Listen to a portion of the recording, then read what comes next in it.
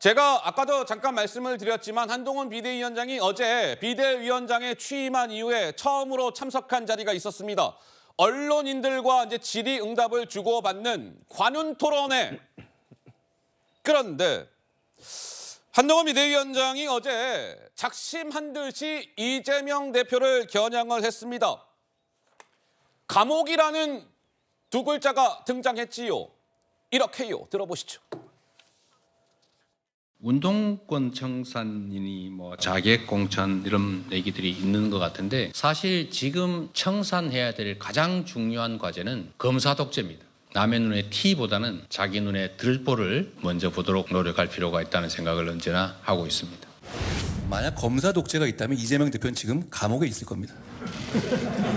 검사 독재란 말 자체는 검사를 사칭한 분이 이런 말씀하시는 게 좀 코미디 같긴 합니다. 어떤 정치적 이해관계 그리고 자신의 방탄을 위해서 그런 중요한 국민의 자산과 도구를 지속적으로 비난하고 폄훼할 경우에 그 손해는 누구한테 갑니까? 검사 독재요? 그렇게 검사 독재한다면 이재명 대표가 지금 길거리를 돌아다닐 수가 있겠습니까? 자, 한동훈 비대위원장이 어제 이재명 대표가 무슨 검사 독재를 청산해야 합니다. 이렇게 주장을 한 것과 관련해서 아이고야, 검사 독재라는 게 있었으면 이재명 대표가 지금처럼 자유롭게 길거리를 돌아다닐 수 있었겠습니까? 감옥에 있어야지요. 이렇게 이야기를 했습니다. 어떻습니까? 우리 최수영 평론가님 어제 한동훈 비대위원장이 뭔가 작심한 듯 이재명 대표를 직격을 했는데 역시 총선 전략이라고 봐야 되겠지요? 그렇죠. 이번 총선은 한동훈 대 이재명으로 가겠다라는 그 명쾌한 전략을 드러낸 것 보이는데 어제는 저 검사 독재 말고도 이재명 대표한테 배울 것은 참 많다. 정치를 참 잘한다. 이런 얘기를 하면서도 저는 그렇지만 배우고 싶지 않다라고 아주 우회적으로 그렇지만 아주 비꼬는 듯한 그런 얘기를 했던 것은 그겁니다. 이재명 대표는 생존의 정치를 한다면 나는 공화의 정치를 하겠다. 이재명 대표가 진영의 정치를 하겠다면 나는 공공선의 정치를 하겠다. 이재명 대표가 정말 소수만 놓고 간다면 나는 민생을 보고 가겠다. 정확하게 대립되는 구분들을 이제 얘기를 한 것 같아요. 그래서 독재 얘기도 굉장히 저는 이재명 대표가 말린 거라고 봐요. 한동훈 위원장의 이재명 대표가 한동훈 비대위원장한테 말린 우리가 거죠. 소위 말렸다. 프레임에 말린 거죠. 그러니까 그래요? 586 청산 얘기하니까 이게 검사 독재를 먼저 청산해줘야 된다라고 얘기했는데 보십시오. 7개 사건과 10개 혐의로 재판받고 있는 분이 하도 검사한테 시달리니까 이 검사들 좀 처분해 달라고 총선 때 얘기한다면 그거는 정말 정치적 야당 대표로서 이해 충돌되는 거 아닙니까? 그래서 저는 이런 시대 정신을 가지고 과연 국민에게 민주당을 찍어달라고 얘기할 수 있는가? 저는 그런 측면에서 한동훈 위원장의 586 청산 혹은 시대교체 프레이밍에 완전히 이재명 대표가 지금 당황하고 있다, 말리고 있다 이렇게 저는 생각이 됩니다. 한동훈 비대위원장의 조금 전에 감옥 발언이라든지 이런 것과 관련해서 지금 이제 국민의힘 의원이 됐죠. 이상민 의원은 이런 평가를 오늘 오전에 내놨습니다. 한동훈 비대위원장이요. 말을 시원하게 하던데요. 이런 평가를 내놨습니다. 직접 들어보시지요. 한동훈 위원장 워딩 중에 제일 셌던 워딩이 이재명 대표에 관한 거였어요. 저는 아주 속 시원하던데요.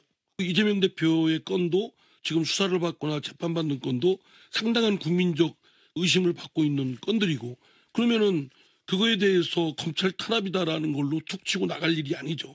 말이 아주 속 시원하게 들렸습니다. 검찰 독재라고 하면서 본인은 검찰을 사칭했고 또 툭하면 검찰 독재라고 하고 실제로 검찰 독재면 본인은 온전치 않을 것이다. 이런 얘기는 저는 일반 사람들이 갖고 있는 평균적 생각이라고 생각합니다. 자, 이상민 국민의힘 의원은 한동훈 비대위원장 시원하게 잘했어요. 이런 평가를 내놨는데 조현삼 변호사께서는 한동훈 비대위원장의 어제 저 이야기들 역시 시원하게 들으셨습니까? 좀 어떻게 들으셨어요? 저는 좀 불편하게 들었습니다. 불편하셨어요? 지금 검사 독재였다고 한다면 이재명 대표가 감옥에 가 있을 것이라는 그런 말을 했는데요.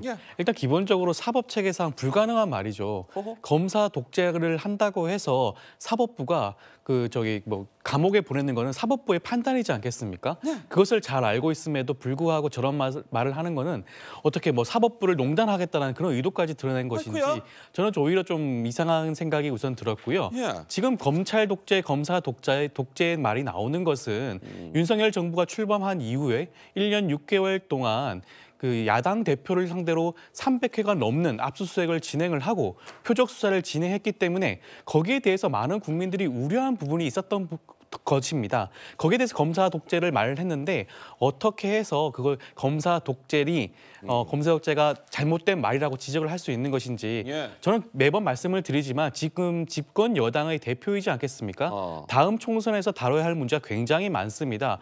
저출산, 고령화 사회, 저성장 여러 가지 문제가 있고 기후위기 문제가 있는데 왜 이재명 때리기만 집중을 하는지 거듭 말씀드리지만 조금 더 시선을 넓혔으면 좋겠습니다. 조 변호사님은 듣기에 매우 불편했어요. 서정호 변호사님. 지금 이제 이재명 대표가 피의자면서 피고인이거든요. 그런데 이런 피고인이 검사 독재 운운하는 자체가 황당무계한 궤변인데 기본적으로 그 군인하고요. 검사는 틀려요. 군대는 이제 칼하고 총이 있으니까 독재가 돼요. 그런데 검찰은 세 군데에서 통제합니다. 첫째, 법무부의 장관이 문민 통제를 합니다. 그때 우리 봤죠. 법무부 장관이 이제 검찰총장한테 지휘 감독하는 이게 문민 통제. 두 번째, 국회에서 통제합니다. 바로 체포동의안이죠. 국회. 그다음에 세 번째 제일 중요한 게 법원에서 영장을 통해서 검찰을 통제합니다. 지금 이재명 대표 보십시오. 국회에서 한번 방탄해서 구속 면했죠. 그다음에 유창훈 판사가 영장 기각해서 구속 면했죠. 만약에 검사가 마음대로 하는 독재 시대라면 벌써 교도소 2번 갔어야죠. 그 말이에요. 검사가 마음대로 하는 독재라면 독재 아니다. 국회에서 막고 판사가 막았지 않냐. 이렇게 지적한 거기 때문에 그리고 무엇보다 이재명 대표 검사를 사칭까지 했잖아요. 사칭만 했습니까? 이걸 또 이게 재판에 무말라고 위적 교사까지 재판받고 있잖아요. 이런 분이 무슨 이게 검사 독재 운운합니까? 앞으로 그런 말 절대 쓰지 마세요. 알겠습니다. 물론 이재명 대표가 받고 있는 여러 가지 혐의들 아직 재판이 진행 중이고 하니까 이제 지켜봐야 할 터인데 최수영 평론가께서 조금 전에 그런 말씀 하셨잖아요. 한동훈 비대위원장이 어제 관훈 토론회에서 한 언론인의 질문을 받았어요. 저 경쟁 상대인 이재명 민주당 대표의 장단점에 대해서 말씀해 주시지요. 한 비대위원장님. 뭐라고 답했을까요? 직접 들어보시죠. 제가 장단점을 상세히 말씀드리지는 않겠습니다만 지금의 민주당이 과거 우리가 알던 장면, 윤보선의, 김대중의, 노무현의 민주당과 다른 이유는 가장 큰 이유는 이재명 대표께 있다고 생각합니다. 이재명 대표님께 안타까운 점은 너무 거짓말을 많이 한다는 겁니다. 그것에 대해서 부끄러워하지 않는다는 것이 저는 충격적입니다. 장점이 당연히 많이 있으실 겁니다. 아직까지 당대표고 아직까지 이렇게 당을 장악한다? 대단한 정치력이라고 생각합니다. 그렇지만 저는 그 정치력은 배우고 싶지 않습니다.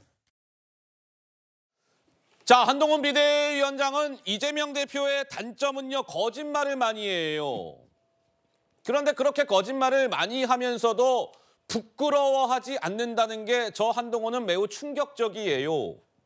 장점은요, 이런저런 참 논란이 많음에도 불구하고 저렇게 이재명 대표가 민주당을 꽉 틀어지고 있는 거, 이거는 장점이다. 이런 취지로 이야기하면서 결론은 그런데 저러한 이재명 대표의 정치력은 저는 배우지 않을 겁니다. 사실상 칭찬이 아닌 것이지요. 어찌 보면. 어떻습니까? 우리 강성필 부위원장님은 한동훈 비대위원장의 이재명 대표에 대한 평가에 대해서 좀 동의가 되십니까? 이준석 대표하고 많이 닮아가는 것 같아요. 한동훈 비대위원장이. 요즘 이준석 대표한테 이런 평가 많잖아요. 때와 장소를 가리지 않고 싸운다. 근데 여당의 대표면요, 싸울 때는 싸우고 지적할 때는 지적하더라도 또 덕담을 할 때는 또 덕담을 하는 것이 국민들 보기에 훨씬 좋아 보이고 한동훈 비대위원장의 이미지도 소모되지 않는다라는 점 분명히 말씀드리고 싶습니다. 근데 국민의힘에서는요, 이런 얘기도 하더라고요. 자, 아니 한동훈 비대위원장이 좀 너무 각박한 거 아닙니까? 그래도 이게 뭐 좀 명절도 앞두고 있고 한데 좀 이재명 대표에 대한 좀 긍정평가 한마디라도 할 수 있는데 그런 걸 안 했다. 이제 이런 비판이 나오자 국민의힘에서는 아니 그런데 이재명 대표에 대해서 솔직히 말해서 뭐 칭찬을 할 게 있어야 하죠. 장점이 있어야 장점을 이야기하지요. 이런 반론도 펼치던데 우리 최수영 평론가님은 어떤 말씀을 주시겠습니까? 그러니까요. 그러면 뭐 법인카드 잘 썼다고 칭찬할 겁니까? 아니면 직장 갑질 잘했다고 칭찬할 겁니까? 칭찬할 게 없는데 어떻게 칭찬해요? 다만 칭찬할 건 저도 그 이유는 있어요. 그 생존의 기술이 뛰어나다. 그러니까 이런 정말 그 한동훈식 표현하면 질곡과 파도를 넘어서 이제까지 왔는데 그래도 당을 장악하는 기술을 본다면 정말 대단한 정치력이다. 저도 뭐 동의할 수 있는 부분들은 이렇게 사실 대선 후보로서 패한 사람이 6개월도 안 돼서 다시 보궐선거를 통해 국회 들어오고 그것도 모자라서 당대표를 장악해서 방탄을 두르고 그다음에 말을 바꿔서 다시 나를 체포동의안을 부결시켜달라고 얘기하고 이런 모습들을 칭찬을 한다 그러면은 말 바꾸기의 달인이라고 그래야 되나요? 아니면 동문서답의 원조라고 해야 되나요? 그러니까 저도 그래서 물론 뭐 사실 설 맞이해서 덕담할 수는 있겠습니다만은 할 게 없을 때는 할 게 없다고 솔직하게 얘기하는 게 X세대의 특징 아닙니까? 한동훈 위원장 X세대답게 쿨하고 시원하게 솔직한 심정 드러냈다고 생각합니다. 제가 이게 강성필 위원장의 말에 반박을 좀 해야 될 게 왜요? 한동훈 위원장하고 이제 이준석 대표를 비교했잖아요. 아이고야. 근데요, 이준석 대표는 항상 내부 총질만 한 거예요. 한동훈 위원장은 외부 총질입니다. 이게 180도 달라요. 총구가 겨누는 방향이 다르다. 이준석 대표는 이제 계속 윤석열 대통령 보고 양두구역이다, 코모두스다, 뭐 전두환이다 이렇게 비판했지. 왜 이재명 대표 보고 양두구역이라고 안 합니까?